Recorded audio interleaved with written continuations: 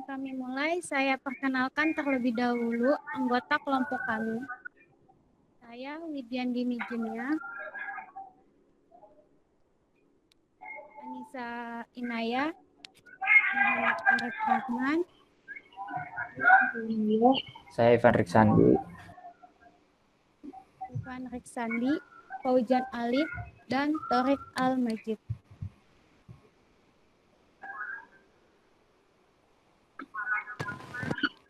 Oke teman-teman, pada kesempatan kali ini kami dari kelompok 1 ingin menyampaikan presentasi tentang keamanan sistem komputer pada e-commerce di PT Elektronik Indonesia. Mudah-mudahan apa yang kami sampaikan nanti akan menambah wawasan pada siang ini. Untuk presentasi kali ini, yang pertama akan kami panggilkan rekan kami yang bernama Ivan Riksandi. Silakan.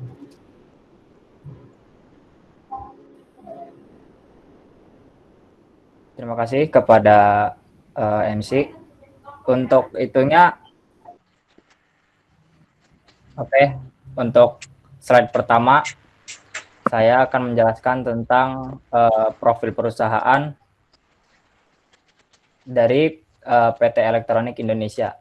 PT Elektronik Indonesia adalah salah satu association for electronic e-commerce. Secara sederhana, didefinisikan e-commerce sebagai mekanisme bisnis secara elektronis. PT Elektronik Indonesia ini hadir sebagai salah satu e-commerce yang menjual berbagai macam barang elektronik yang dibutuhkan. Mereka juga melayani pengiriman ke seluruh wilayah Indonesia, serta dengan menerapkan sistem keamanan komputer untuk menjaga sistem komputer dari pengaksesan seseorang yang tidak berhak. Next, slide 2. Slide 2 ini saya akan menjelaskan tentang bagaimana konsep dasar komunikasi. Sebagai makhluk sosial, manusia senantiasa ingin berhubungan dengan manusia lainnya. Salah satu unsur terpenting dalam hidup manusia adalah komunikasi.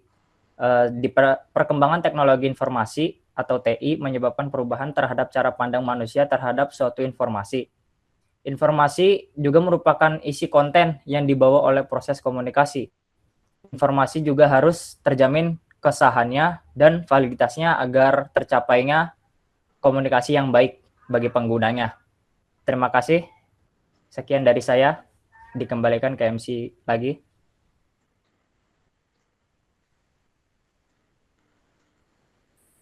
Selanjutnya Anissa Inaya. Perkembangan teknologi pada perusahaan. Seiring dengan perkembangan teknologi, banyak perusahaan dalam menjalankan manajemen sistem informasi atau bisnisnya menggunakan jaringan internet. Sifat komunikasi di internet yang terbuka harus diwaspadai karena akan sangat rawan terhadap gangguan atau serangan yang tidak diinginkan. Selanjutnya,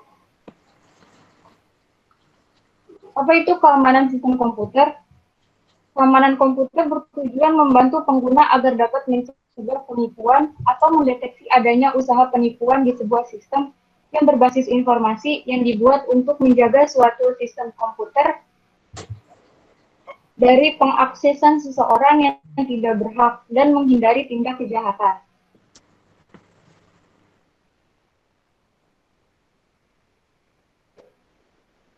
Selanjutnya akan dibacakan oleh Saudara Arif Rahman.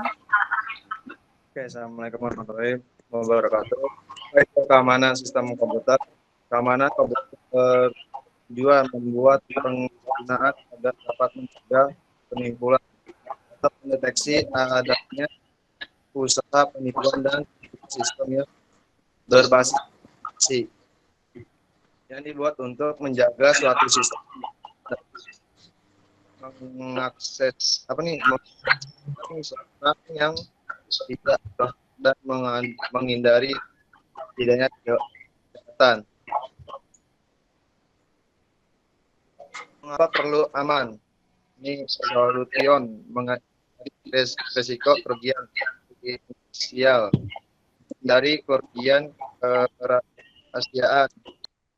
Solusi 3, menghindari kerugian harga diri. Selanjutnya lanjutkan dari Widi.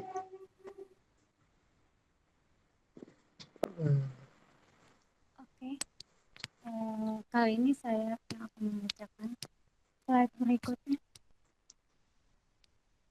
Ganti slide. Ancaman keamanan. Suaranya gedein suaranya. PPT-nya tolong diganti jadi keancaman keamanan pada perusahaan. Ya, yang itu. Ancaman keamanan pada perusahaan online terdiri dari serangan aplikasi menggunakan kredensial dan informasi curian.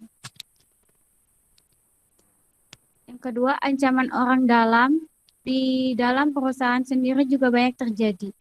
Akses masuk ke dalam situs perusahaan yang tidak begitu aman, yang memudahkan penjahat mengaksesnya. Next. Solusi yang dilakukan perusahaan. Syarat aman data informasi.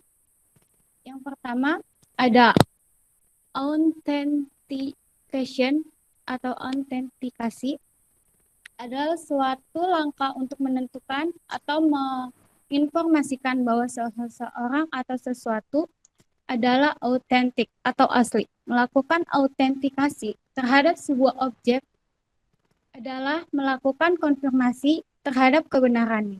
Sedangkan melakukan autentifikasi terhadap seseorang biasanya adalah untuk memverifikasi identitasnya, dengan kata lain informasi tersebut benar dari orang yang dikehendaki. Pada suatu sistem komputer, autentikasi biasanya terjadi pada saat login atau permintaan akses. Lanjut, ada confidentiality. Maksudnya secara singkat sama dengan arti katanya, yaitu kerahasiaan. Kerahasiaan dalam hal ini adalah informasi yang kita miliki pada sistem atau database kita. Adalah hal yang rahasia dan pengguna atau orang yang tidak berkepentingan tidak dapat melihat atau mengaksesnya. Atau dengan kata lain, hanya pihak yang berwenang dan berhak saja yang dapat mengakses informasi tersebut.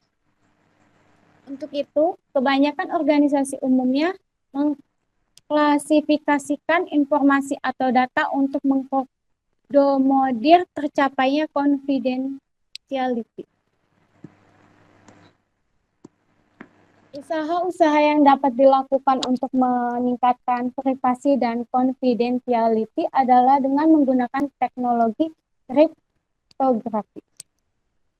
Selanjutnya, integritas. Integrity maksudnya adalah data tidak diubah dari aslinya oleh orang yang tidak berhak, sehingga konsistensi, akurat, dan validasi data tersebut masih terjaga. Dengan bahasa lain, integrity mencoba memastikan data yang disimpan benar adanya, tidak ada pengguna yang tidak berkepentingan tahu software berbahaya yang mengubahnya. Integrity berusaha untuk memastikan data diproteksi dengan aman dari ancaman yang disengaja, serangan hacker, maupun ancaman yang tidak disengaja. Bentuk serangannya adalah virus, trojan, dan pemakai lain yang mengubah informasi tanpa izin. Dan selanjutnya akan dibacakan oleh Torik. Ya, saya akan melanjutkan dikasih MC Widi. Nah, di sini saya akan bacakan tentang standar keamanan pada perusahaan online. Nah, di sini poin yang saya terima ada 3, yaitu keamanan untuk aplikasi web seperti SHTTP dan SSL. Nah, yang kedua keamanan untuk email seperti PEM, atau MIME dan PGP. Yang ketiga keamanan untuk jaringan seperti firewall. Nah, slide selanjutnya saya akan menjelaskan tentang standar keamanan pada perusahaan online. Nah, di sini ada poin-poin penting standar itu apa sih yang membuatkan yang terjadinya tuh keamanan biar lebih intens gitu, supaya nggak terkunci oleh yang lain. Nah, yang pertama secure HTTP atau SHTTP, yaitu dia fungsinya itu melindungi transaksi web. Jadi kalau di webnya transaksinya nggak benar satu sama lain, nah dia akan dilindungi transaksinya tersebut. Nah, aplikasinya itu bisa apa aja? Nah, yaitu browser, server web, aplikasi internet. Yang kedua adalah Secure Socket Layer atau SSL. Ya, fungsinya itu melindungi paket data pada lapisan jaringan. Nah, contoh aplikasinya itu ada browser, server web, aplikasi internet. Nah, yang ketiga standarnya ada Secure MIME atau SIMIME. Fungsinya melindungi lampiran email yang melintasi berbagai platform yang berbeda. Nah, aplikasinya itu email dan enkripsi RSA dan tanda tangan digital. Yang keempat ada Secure One Wide Area Network. Nah, fungsinya itu enkripsi atau firewall dan router. Nah, aplikasinya itu VPN, yaitu Virtual Private Network. Yang kelima, Secure Electronic Transaction Set, yaitu fungsi transaksi kartu kredit aman. Aplikasinya Smart Card, server transaksi e-commerce. Lanjut, silakan kembali kepada MC.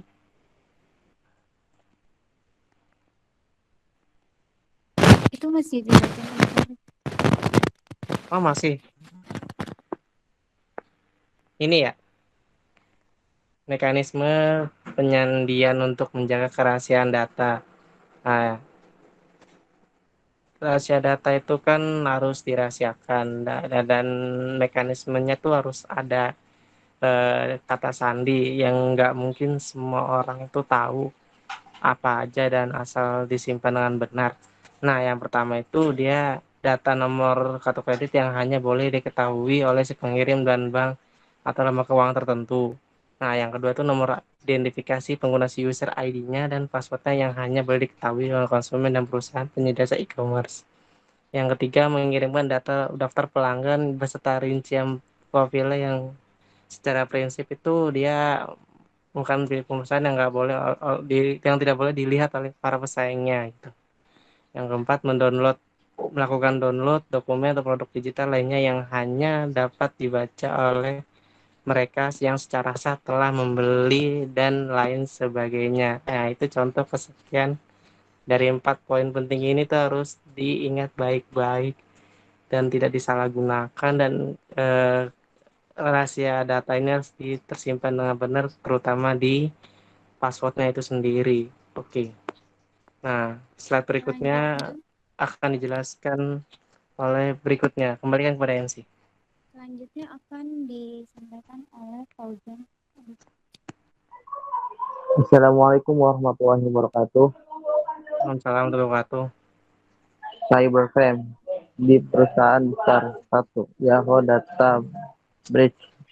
Pada tahun 2014, peretas berhasil mengakses data pengguna seperti alamat email, nomor telepon, tanggal lahir, encrypted password, serta pertanyaan keamanan dan jawaban. Serangan ini membawa dampak pada 500 juta akun pengguna.